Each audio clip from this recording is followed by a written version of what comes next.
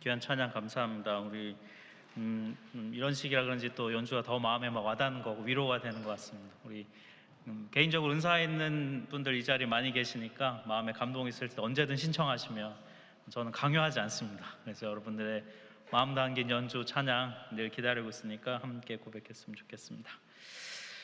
네, 룻기 말씀을 저희가 보려고 하는데요. 지금 이제 매일 성경은 우리가 잠언이 시작이 됐습니다.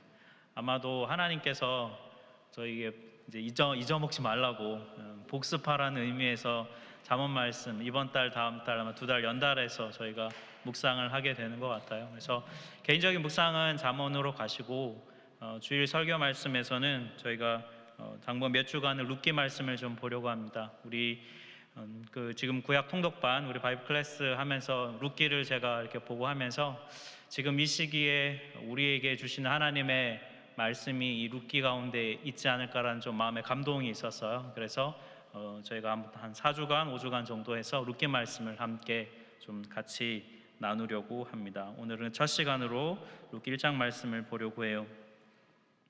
이 룻기의 시작인 1장 1절부터 3절까지를 보면은 한 가정이 등장을 합니다. 나오미라는 한 여인과 그리고 그 남편인 엘리멜렉 그리고 두 아들 말론과 기련이라고 하는, 근데 이 가족이 예수님께서 장차 나중에 태어나실 베들레헴에 거주하고 있었습니다. 그런데 흉년을 맞이하게 돼서 모압 땅으로 이민을 가게 되는 이야기가 바로 룻기 이야기의 시작이에요. 그러니까 룻기는 보면 굉장히 평범한 한 가정의 이야기입니다. 룻기 전체가 그런 분위기입니다. 룻기를 읽어보면 하나님의 어떤 기적이나 어떤 특별한 역사하심 이런 것들이 나오지 않아요. 하지만 평범한 한 가정에 닥쳐온 어려움으로 인해서 이 가정이 다른 나라로 이민을 가 살아가는 이야기, 아주 일상적인 이야기를 다루고 있습니다. 이 평범한 일상을 살아가는 인생에 하나님의 헤세드가 필요하다는 것을 말해주고 있어요. 실제로 하나님의 헤세드가 임하면 인생이 어떻게 변하는지, 그리고 깨어진 삶이 어떻게 회복되는지 룻기는 우리에게 말씀해주고 있습니다. 저희가 앞으로 룻기 말씀 보면서 이 평범한 인생 속에 하나님의 헤세드가 작동할 때 그 삶이 어떻게 변화되는지를 우리 함께 들었으면 좋겠어요. 제가 헤세드라고 하는 단어를 말씀드렸는데요. 헤세드는 보통 성경에서 은혜, 자비, 긍휼, 인애 이런 단어로 번역이 됩니다. 헤세드의 뜻을 조금 풀어서 설명을 드리면 헤세드는 자발적으로 혹은 긴박한 어떤 상황에 놓여 있는 어떤 사람의 요청을 받아서 그 요청에 응답해서 행해지는 모든 일련의 반응들을 헤세드라고 말할 수 있어요. 특히 이 룻기를 읽다 보면 헤세드가 필요한 2명의 여인이 등장하는데 나오미라고 하는 여인과 룻이라고 하는 여인입니다. 이 두 여인에 대해서 오늘 한번 좀 보려고 해요. 첫 번째 여인인 나오미의 인생을 보면 왜 헤세드가 필요한지를 말씀하고 있습니다. 앞서 말씀드린 대로 이 나오미의 가족이 흉년을 맞이해서 베들레헴에서 모압 땅으로 이민을 갑니다. 농사를 지어서 먹고 살던 시대에 흉년을 만났다는 것은 생존의 기로에 서 있다는 것을 얘기하죠. 성경에서 흉년은 자연 현상으로 그냥 등장하기도 합니다만 많은 경우에 이 흉년은 하나님의 심판을 상징합니다. 룻기 역시 하나님의 심판으로서 흉년이 임했다는 것을 우리가 볼 수 있는데요. 그 근거가 1장 1절에서 볼 수 있습니다. 룻기 1장 1절 말씀을 보면 사사들이 치리하던 때에 그 땅에 흉년이 드니라 이렇게 말씀해요. 나오미가 살던 시대는 성경으로 따지면 사사기 시대예요. 이 사사기가 어떤 시대인지 자세히 설명드리면 너무 길고요. 사사기의 제일 마지막 구절을 보면 사사기가 어떤 시대인지 압축적으로 말해 줍니다. 사사기 21장 25절인데요. 그때 이스라엘에 왕이 없으므로 사람이 각기 자기 소견에 옳은 대로 행하였더라. 사사기는 보통 평가하기를 혼돈의 시대, 카오스의 시대라고 말하는데요. 그 이유는 뭐냐면 왕이 없기 때문이에요. 왕이 없다는 것은 무슨 말입니까? 백성들의 삶의 절대적인 기준이 되는 권위가 없는 시대라는 것을 의미해요. 다스리는 권위가 없다는 거예요. 그러니까 사람들이 각기 저마다 그냥 자기가 생각하기에 맞다고 생각하는 대로 그렇게 그냥 살아간다는 것이에요. 사사기 시대 사람들은 실제로 하나님의 율법을 무시했습니다. 그리고 그냥 자기 하고 싶은 대로 막 살았어요. 그런 시대에 하나님의 백성 이스라엘이 사는 땅에 흉년이 들었다는 것은 무엇을 의미하겠습니까? 이 1장 1절에 그냥 얘기하는 것은 뭐냐면 왕 없이 살아가는 그 시대에 하나님의 심판이 이 땅에 임했다는 것을 1장 1절은 상징적으로 말해주고 있어요. 하나님의 말씀을 버린 인생에 대한 하나님의 심판이 임했던 시대, 그 시대가 바로 나오미가 살았던 시대였습니다. 근데 왜 하필 모압으로 갔을까요? 지도를 보면 모압 땅은 이 베들레헴 바로 국경을 넘어선 땅인데요, 멀지 않았습니다.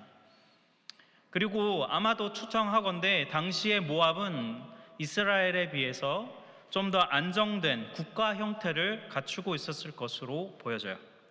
그러니까 소위 모압으로 간 이유는 경제적인 이유로 이민을 갔다는 것을 알 수 있습니다. 그런데 여기서부터 이 여인 나오미의 인생의 비극이 시작돼요. 먼저는 남편 엘리멜렉이 죽습니다. 살기 위해서 모압으로 갔는데 오히려 과부가 된 거예요. 참 사람 인생을 알 수가 없죠. 하지만 그래도 의지할 수 있는 두 아들이 있었습니다. 그래서 이 두 아들을 다 모압 여인들에게 장가를 드리게 돼요. 이렇게 했다는 것은 뭘 의미하겠습니까? 이 모압 땅에서 정착해서 살겠다는 그 뜻을 보여주고 있죠. 그런데 그렇게 살아간 지 10년이 되는 시점에 두 아들도 다 죽게 됩니다. 나오미 이 여인의 마음이 어떠했을지 여러분 좀 상상이 가시나요? 사람이 인생에서 경험할 수 있는 고통에 정확할 수는 없지만 레벨이 그래도 좀 있다고 하는데 가장 극심한 레벨인 배우자의 죽음, 그리고 자녀의 죽음. 그로 인해서 나오미의 삶은 극빈층 과부로 전락하게 되었습니다.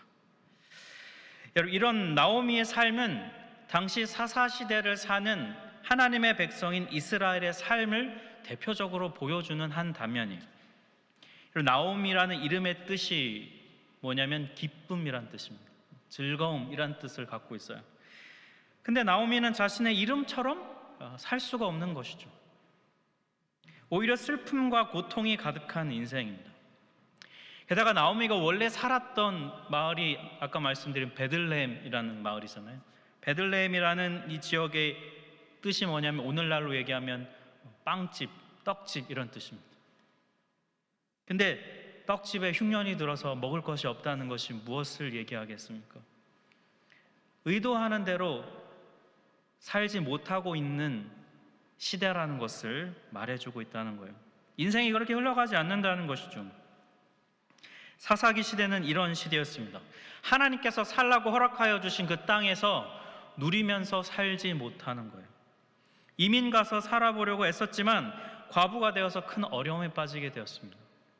다만 우리가 여기서 오해하면 안 되는 것은 나오미 한 개인의 어떤 잘못, 모압 땅으로 간 것이 실수다, 이렇게 막 해석을 하는 해석들도 있지만 제가 보기에는 그 부분보다는 나오미의 삶은 당시 모든 사람들이 다 하나님의 율법을 떠나서 자기 소견대로 옳은 대로 살아가고 있는 시대에 사람들의 모습을 보여주고 있는 것으로 보여요. 각기 자기 뜻대로 살고 싶은 대로 살았고 나오미도 그 중에 그냥 한 사람으로서 그렇게 살아간 거예요. 그 결과 사람의 인생에는 고통을 경험할 수밖에 없다는 것을 나오미가 대표적으로 보여주고 있는 것이죠. 결국 사람의 인생은 헤세드가 필요하다는 것을 1장이 말해주고 있어요. 여러분, 사람의 인생에는 헤세드가 필요해요. 우리에게는 은혜와 자비가 필요해요. 왜냐하면요, 우리 인생에는 언제든 고통과 슬픔이 찾아올 수 있기 때문입니다. 우리가 아무리 애쓰고 발버둥 쳐도 사람이기 때문에 극복할 수 없는 그 한계 지점에 부딪히게 됩니다. 바로 그 순간에 하나님께 순복해야 해요. 내 인생에 하나님의 헤세드가 필요하다고 인정해야 합니다.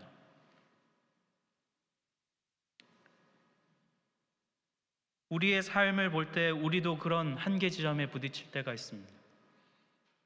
여러분은 어떻게 하시나요? 하나님께 순복하십니까? 내 인생에 정말 헤세드가 필요하다고 하나님께 엎드려서 정말 간절히 그걸 구하고 있나요? 나오미가 그렇게 하는데요, 룻기 1장 6절 말씀을 보면 그 여인이, 이 여인은 나오미입니다. 모압 지방에서 여호와께서 자기 백성을 돌보시사 그들에게 양식을 주셨다 함을 듣고 이에 두 며느리와 함께 일어나 모압 지방에서 돌아오려 하여. 고향 베들레헴의 소식을 들었는데 흉년이 멈췄다는 거예요. 먹을 것이 생겼다는 것입니다. 이것이 무엇을 의미하겠습니까? 이제 하나님의 심판이 멈추고 이 땅에 하나님의 헤세드가 임했다는 것을 얘기해요. 먹을 것이 생겼다는 겁니다. 그러자 나오미는 그 헤세드가 있는 자신의 베들레헴 땅을 향하여서 다시 가는 것이에요. 그리고 두 며느리도 함께 가요. 헤세드를 향해 발걸음을 옮기는 거예요. 그런데 가던 길을 멈추고 나오미가 두 며느리에게 말을 합니다. 너네 그러지 말고 네 친정으로 돌아가라. 가서 좋은 남자 만나서 재혼해라. 굳이 나 따라서 베들레헴으로 갈 필요 없다. 당시 중동 이 지역에서는요, 이 당시에 시집간 여인은 그냥 그 시집의 가족이 됐어요. 뭐 우리는 익숙하잖아요. 한국의 전통적인 유교 전통에서도 그랬잖아요. 시집가면 그냥 그 집 귀신이다, 뭐 이렇게 표현을 하죠. 죽어도 거기서 죽어야 된다, 뭐 이렇게 얘기를 많이 했죠. 이 중동 지역에서는 이 시집 온 며느리가 며느리이자 또 동시에 거의 딸처럼 여겼다고 해요. 그 딸이란 말은 진짜 친딸이라는 느낌보다는 그냥 그 집 사람이 된다는 걸 의미합니다. 그러니까 가부장적인 그런 당시 시대였다는 거예요. 남편이 죽어도 그 집 구성원으로서 정체성은 그대로 유지가 되는 거예요. 그러니까 며느리들이 나오미를 따라서 가는 것이에요. 근데 이 시어머니 룻이 좀 당시 시대에는 좀 앞서간 신식 시어머니였던 것 같아요. 그래서 며느리들에게 그러지 말고 친정으로 가서 좀 속된 말로 네 팔자 고쳐라, 이러지 마라 라고 얘기를 하는 것이죠. 그랬더니 며느리 중 한 명인 오르바는 어머니 안 돼요, 안 돼요, 돼요 하고 나중에 말 바꿔서 친정으로 돌아갑니다. 오르바를 함부로 근데 비난할 수는 없는 게요, 나름 현실적인 선택을 한 거예요. 왜냐하면 당시 모압 지역은 일부 다처제 사회였기 때문에 재혼의 가능성이 충분히 있고 당시의 과부는 생계를 유지하기가 어려운 것이 현실이었기 때문에 모압으로 돌아가는 것은 먹고 살기 위한 선택으로서 어쩌면 현실적인 선택을 한 것이죠. 그래서 오르바는 돌아갔어요. 근데 다른 며느리인 룻은 어머니를 떠나지 않겠다고 말해요. 보면 15절부터 16절 상반부를 보면 나오미가 네 동서 갔으니 너도 가라, 네 백성 네 신들에게로 가라 했더니 룻이 이르되 어머니를 떠나고 어머니를 따르지 말고 돌아가라고 강권하지 마십시오. 어머니 가시는 곳에 가고 그곳에 나도 머물겠습니다 라고 고백해요. 이 한국 전통적인 유교 관점에서 보면 정말 효심지극한 며느리, 이런 며느리를 만나기를 우리 아들 가지신 어머님들은 바라시는지 모르겠습니다. 아니면 귀찮으니까 따로 떨어져야 되나, 애 봐달라고 지금 쫓아오는 것인지는 모르겠어요. 농담입니다만. 근데 효심 좋은 며느리라고 해석하는 것은 조금 무리가 있어요. 왜냐하면요, 룻은 앞에서 이미 말씀을 드린 대로 시집 가면 그 집 사람이다라고 하는 당시 그 풍습, 그 당시에 모든 사람들이 갖고 있던 그 가치관, 그 풍습에 따른 고백으로 보일 수 있어요. 앞에 본문 그 1장 12절을 보면 나오미가 며느리들 향해 뭐라고 얘기하냐면 내 딸들아 라는 표현을 써요. 그게 그냥 단순히 애정 담긴 표현이 아니라 앞에서 말씀대로 실제로 그렇게 여겨졌다는 것, 그 집 사람이라는 것입니다. 그러니까 룻이 나오미를 떠나지 않겠다는 이 고백은 당시 풍습을 그대로 자기가 존중하고 그냥 그렇게 살겠다는 거예요. 효심이라기보다는 그냥 룻이라는 이 여인의 성품이 그 당시 풍습을 존중하고 따르고자 하는 부분이 훨씬 더 강하다는 거예요.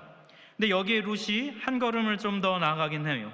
룻기 1장 16절 후반부의 17절을 보시면 이런 고백을 해요. 어머니 백성이 나의 백성이 되고 어머니의 하나님이 나의 하나님이 되시리니.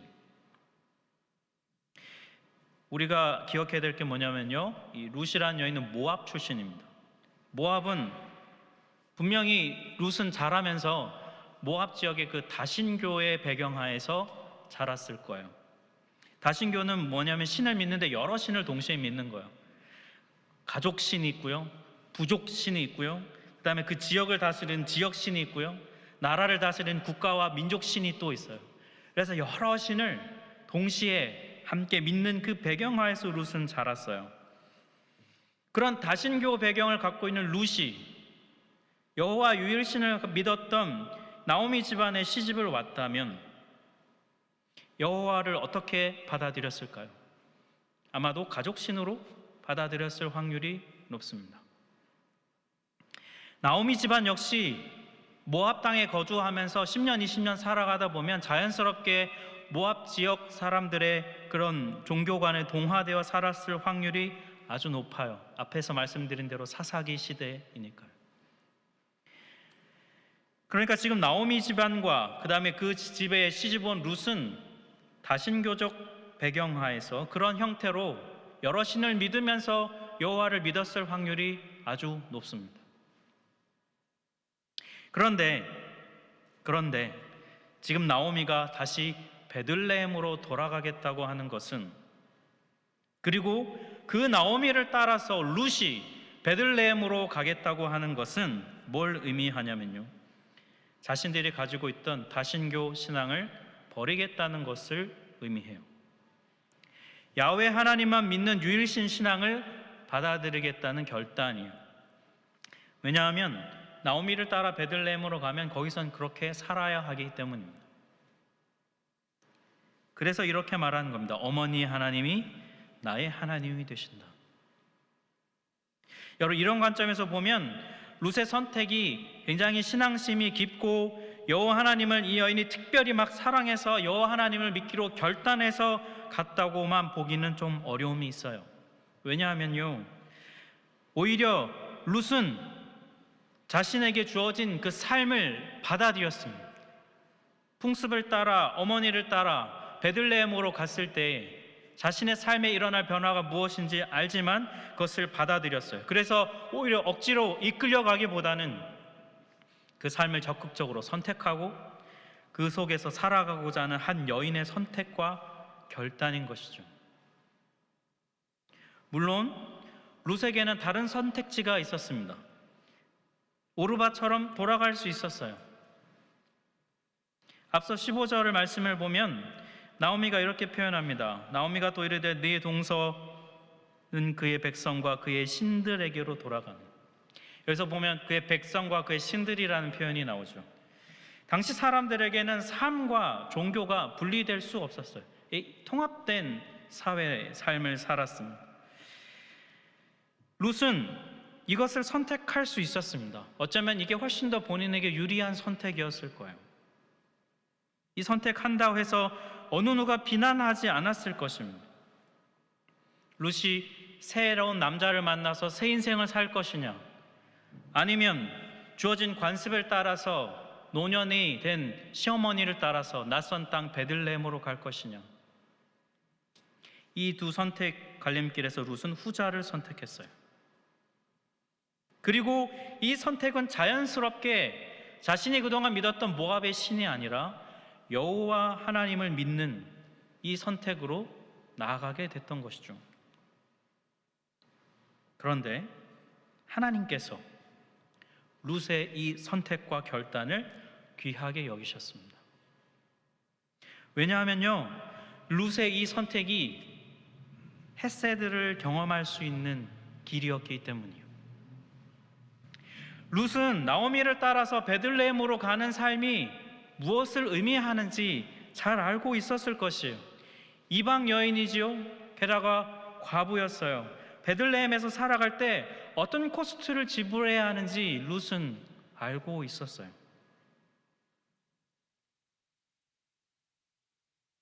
그럼에도 불구하고 그 길을 선택한다는 것은 자연스럽게 여호와 하나님의 헤세드를 구하는 인생이 되는 것입니다.